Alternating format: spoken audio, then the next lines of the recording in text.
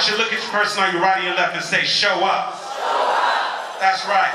Woody Allen said that 80% of success is simply showing up. You got to be willing to show up in spite of the circumstances. You got to show up in spite of that conversation going on in your mind. You got to show up despite what's going on in your bank account. So I think about this woman that had this diamond in her. And she's sitting someplace out here in the audience right now. And that's my mom. Her name is Traci Henriquez. She came to this country from the poorest country in the Western Hemisphere. She came here from Haiti. She had less than $150 to her name when she got here. But she understood that sometimes when you're trying to form that diamond in you, that you've got to go through a process. How many of you guys can, let's all say together, go through the process? Yes. And so one of the first things that she did when she got here, she got a job at a purse factory. The purses would come down the assembly line, and for 8 hours a day, she would go ahead and reverse the purses and prepare them for stitching. Sometimes you got to be willing to do the things that others won't do today in order to have the things that others won't have tomorrow. That's a Les Brown classic. Write that down. Say that again. And so she went from there to making up beds in Miami, Florida. And after 23 years of being here, she found this building in Delray Beach, Florida. And she rented out so she can open up this Haitian cuisine. And you guys know what it's like when you're building your business. You got to talk to people. You got to put in the work. Sometimes you don't see the fruits of your labor right away. And so after about 2 years of running and operating this restaurant, and she's just now starting to have a customer base, she gets a knock on the door. And when she opens up the door, this gentleman, he serves her some legal documents.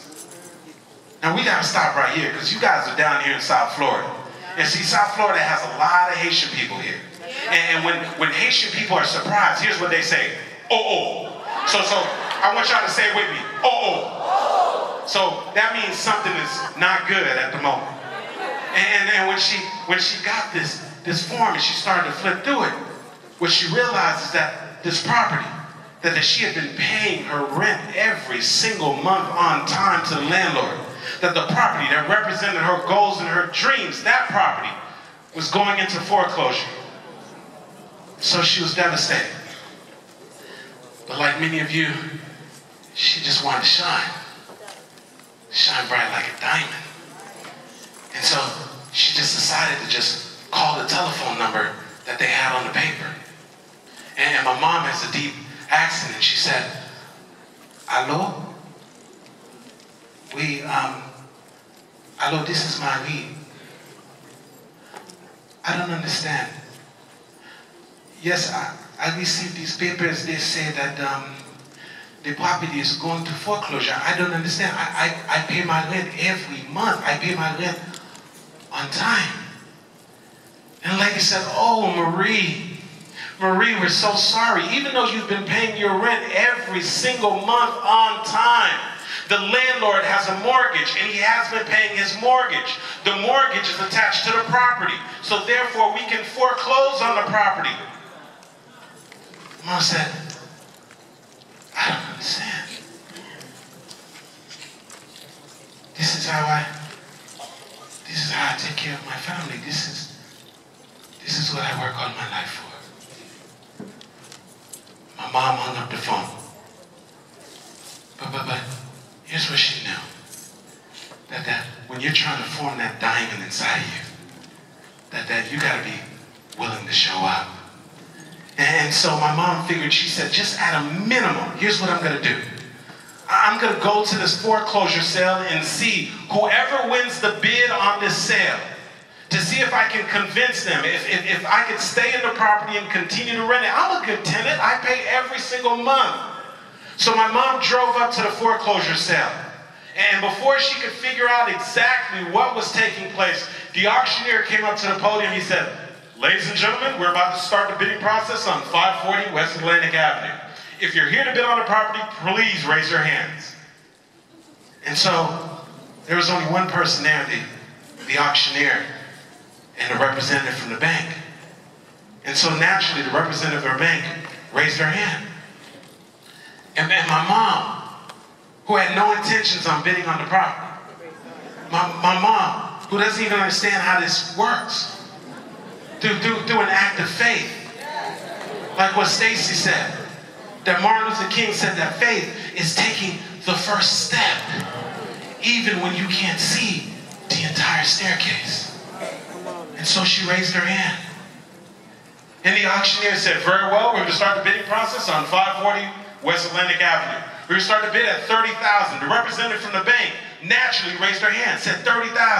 My mom, caught up in the excitement, has no idea how this thing works. My mom busts out, said, $35,000, right? The auctioneer's looking at my mom like, why did she just jump by 5,000? She said $36,000. Now my mom, she's a fast learner, so she said $37,000. The auctioneer, the bank representative said $38,000. My mom said $39,000. The banker said $40,000. This went on and on and on. And finally it got to the bank representative and said $74,000. And my mom said $75,000. The bank representative said $76,000. But let me tell you something. My mom started getting a little attitude. And you know, as a matter of fact, she's like, I don't have this money anyway. I didn't come here to bid on no property. So on the last one, my mom goes, $76,500. And so, something special happened this time. The auctioneer got to the podium. He said, $76,500 going once? No answer. $76,500 going twice? No answer. He said, $76,500 sold to the woman who was willing to show up. To the woman who was willing to show up in spite of the circumstances. To the woman who was willing to show up even though English wasn't her first language. To the woman who was willing to show up even though she didn't know how she was going to do it. So here's what I say to you. That every one of you has a diamond in you. But what's important is that you got to be willing to show up. You got to show up in spite of that conversation going on in your mind. You have to show up in spite of what's going on in your bank account. You've got to show up even when you've booked 10, 15 people to your home shows, to your office shows, and they're not showing up. You got to show up for your life, ladies and gentlemen, because if you don't, nobody else will. I want you to look at the person on your right and left and say, show up for your life.